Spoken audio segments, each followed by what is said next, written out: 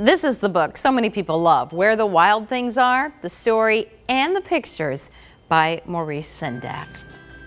It begins this way.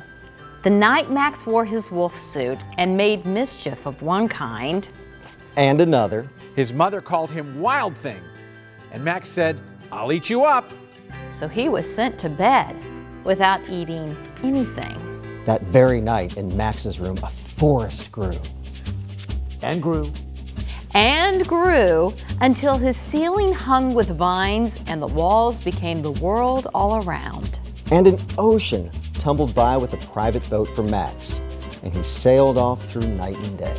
And in and out of weeks, and almost over a year. Where the wild things are. And when he came to the place where the wild things are, they roared their terrible roars, and gnashed their terrible teeth, and rolled their terrible eyes, and showed their terrible claws.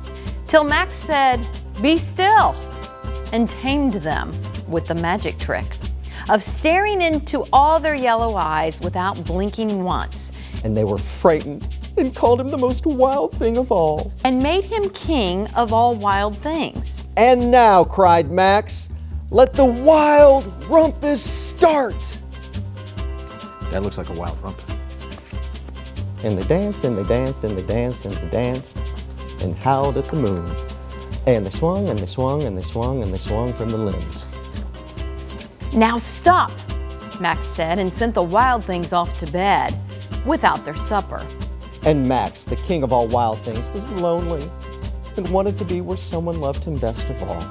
Then all around from far away across the world, he smelled good things to eat.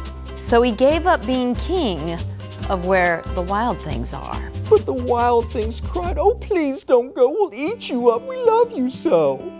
And Max said, "No."